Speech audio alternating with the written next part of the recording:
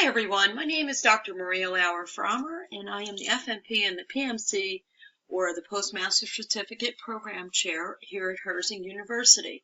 I'd like to welcome you to NU627 Geriatric Healthcare and also congratulate you because this is the last course in your curriculum, which means you're getting ready to graduate. Yay!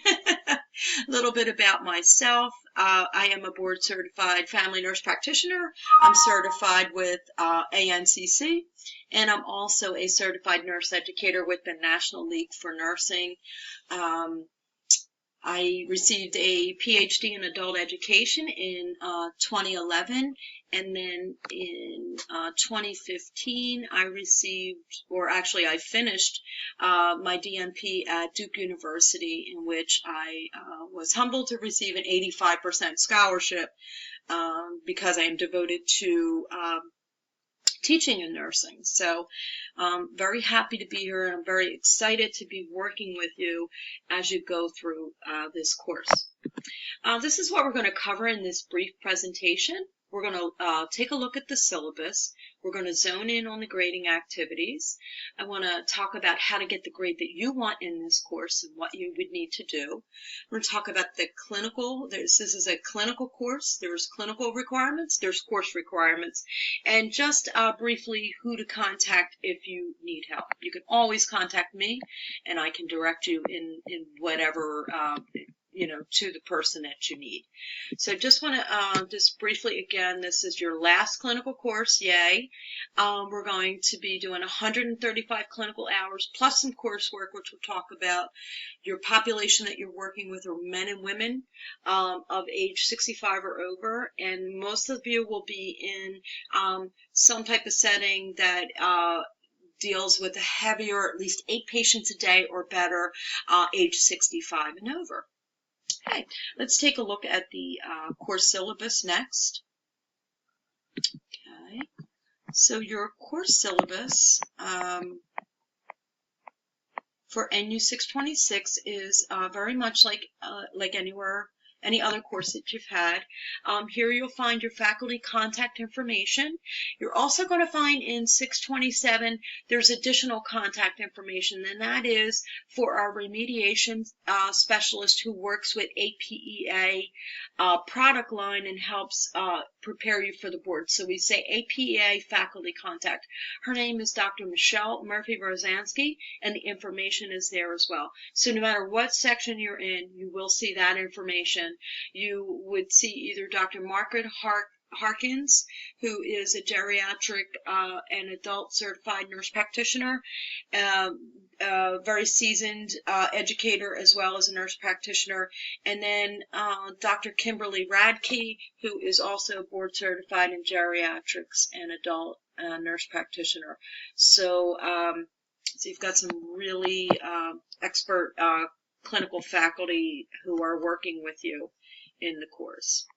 Next, we will look at just briefly, I'm sure most of this you can read yourself. I just want to do an overview here. Course description, you can read for yourself. Just want to point out again, you're going to be in a primary care setting. As you know, because clinicals approvals depend on this, age 65 and over. And then one of the things we're really going to zone in on is preparing you for the boards, and we do that with a product line called APEA, which I will briefly review for you as well in this presentation. Okay, and then you will see that this is a clinical course, and also you have lecture hours involved. Your prerequisites for this course are, this is your last clinical course, and then you will see that most of the courses from the program you have completed. Your course objectives are geared towards helping you get the most comprehensive education in geriatric healthcare, and they also map to professional outcomes, as well as the board certification exams. Your program learning outcomes, now that you're graduating, you will have received an education that really is very comprehensive. These are your required textbooks, and these textbooks are also listed in your course, and you'll see them in the weekly readings as well. In addition to the required textbooks, you also have many, many resources, really. We've identified a few here for you right on the syllabus, but you'll also find some in the course as well. The weekly activities are listed out in the syllabus. They're also listed out in the online course, and they're pretty standard, really. You'll have your topic, your reading, your discussion, the presentations, the assignments, and then your points that you can receive and what your due dates are. So pay attention to those. I'm not really going to go over them. You can read those on your own. I really want to zone in on the grading activities in this short presentation. Okay, so here is the summary of activities that will hopefully get you the grade that you want in the course. I should start with the grading scale for the nurse specialty courses, which is right here. This is a graduate grading scale, and it's for the nurse specialty courses, which are geriatric courses. You need an 80 or better in order to succeed in the class, which means a B or a better. And in order to get an A in the class, you must complete the activities at least 900 points out of 1,000 points. And these are the breakdowns here of the points. Here's the grading summary, and then these are the points here. So your discussions are worth 150 points. You'll have 3 quizzes, which are worth 25 points apiece. There'll be some clinical activities, which are worth 250 points. You'll also have 3 diagnostic reasoning papers worth 75 apiece, and so they're worth 225 points. There are continuing ed certificates that are based on Hartford case studies, which there will be 3, and they're worth 25 points apiece. And then there are APEA activities, which I'll break down a little bit further, which are worth 240 points. So here's the breakdown of the APEA activities. Okay, but first I'd like to explain very briefly what APA is, and I'm sure you're familiar with it by now, but I'd like to just just give you a brief overview of what APEA is. So APEA is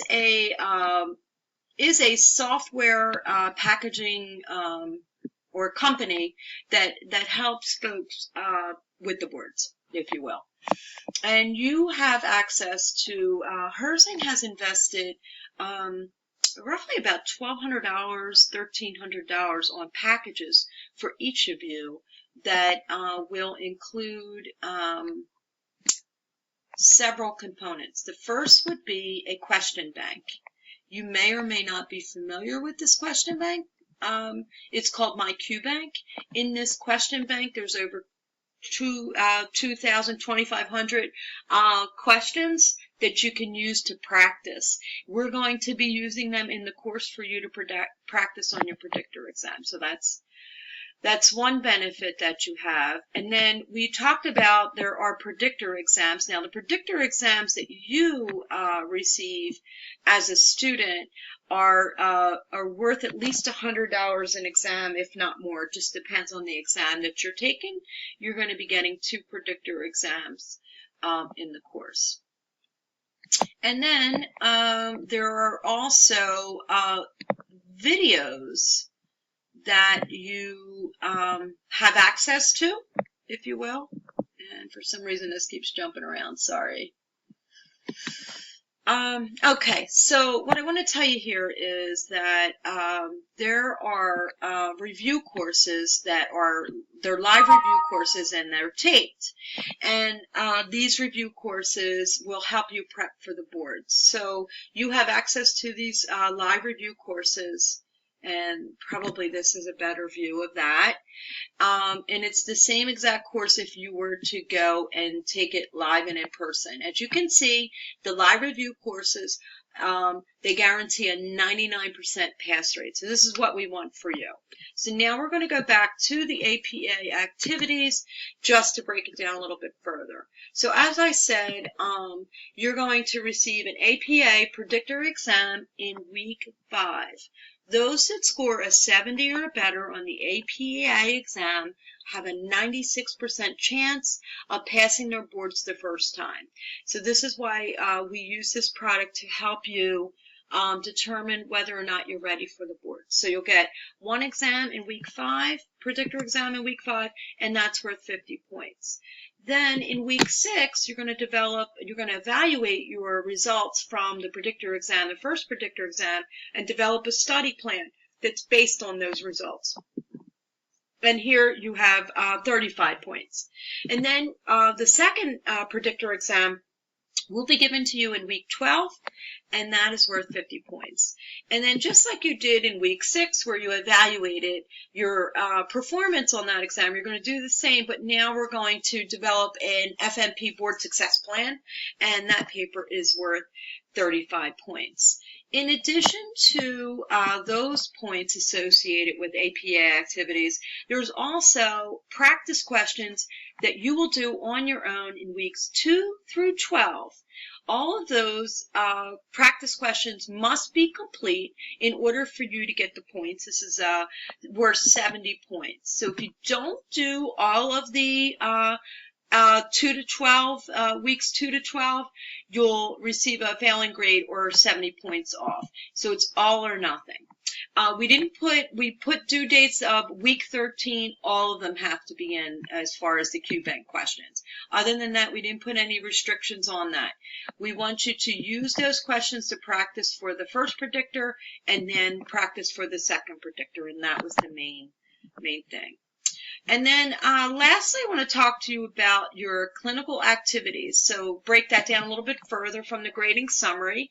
At the midterm, you're going to have 2 clinical activities that will be due to us.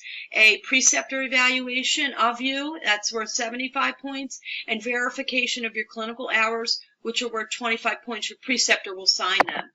And then at the final, you'll have 3 activities. There will be the student evaluation of the preceptor. You're going to evaluate them and the site actually, and that's worth 25 points. And then here you have 100 points for the final evaluation. The preceptor is going to evaluate you, and you're going to upload that to Blackboard. And then the final verification of your clinical hours, which is worth 25 points. All of those total 250 points. Very important that you complete all the clinical activities in order to actually graduate, because we need so many hours in order to become nurse practitioners. So, okay, so that's it. And so how do you get the A that you want? Well, if you have a course that is worth, if your course is worth, if there's 1,000 points in a course and you have to get a B or better, which is 800 points, then you really need to focus in on all of the above to do well in the course. So that's how you get the A that you want. So we went over the clinical requirements, which are 135 hours and all of the clinical documentation that is due in the courses at the midterm and at the final. We went over the course requirements, and you'll see them listed by the weeks as well. And then I wanted to talk to you about, there's just a few other people in your course. So you have your clinical faculty. The clinical faculty will be working with you. They'll be reaching out to you on a weekly basis. They'll be approving or giving you feedback on your Typhon encounters, and also they will be marking your diagnostic reasoning papers. They will be auditing your clinical hours and making sure you're on track and reaching out to you if you're not. So they are a wonderful resource for you. You have your course faculty. That's Dr. Harkins in this case and Dr. Radke. Those folks will be running the online component. They'll be overseeing the clinical faculty as well. And then we have our remediation specialist, Dr. Michelle Murphy-Rosansky, who will help you with your APA activities and being successful on your boards. So you'll hear more from these folks and about these folks as the semester progresses. And then If you need help, you can always contact me. There's your 2 regional clinical coordinators. Dr. Grimley works with Typhon. She's the Typhon administrator, so if you had trouble with Typhon. And then Dr. Weiss, she's a regional clinical coordinator, and she also does Castle Branch and administers to that. And then Tasha Hoople is the clinical support specialist who can help you with any other issues that you might be having. Well, thank you, and have a great semester, folks. Looking forward to working with you.